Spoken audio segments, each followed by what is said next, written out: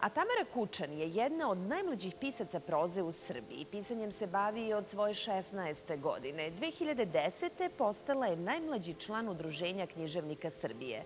Posle već nekoliko izdatih knjiga koje su imale uspeh u javnosti, izašla je i njena nova knjiga Kapija, u kojoj se bavi potpuno drugom tematikom u odnosu na sva njena dosadašnja dela.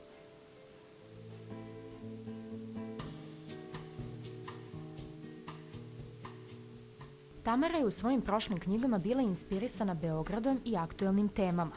Mladi i njihovi odnosi su svakako bili centar njenog interesovanja, kao i način na koji danas razmišljaju.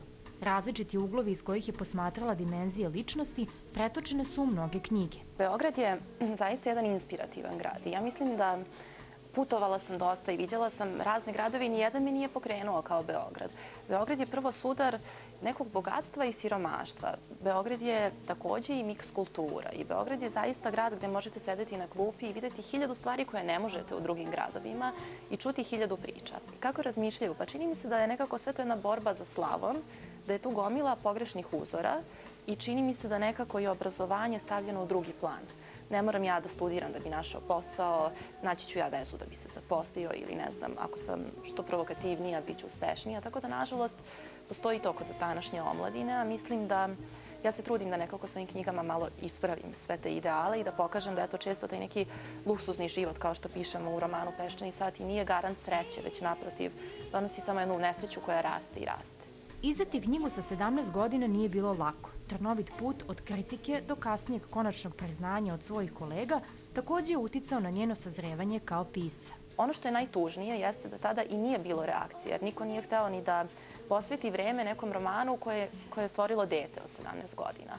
Kasnije, kako su se nizali romani Made in Beograd Kocka, kolege su počele da čitaju. Moje ime provlačilo se kroz te neke književne časopise, kritike i postala sam član, na primjer, Udruženja književnika. Ono što su mi zamerali jeste da mlada pišem, kako jedan mlad čovek može da stvori knjigu, šta on ima pametno da kaže.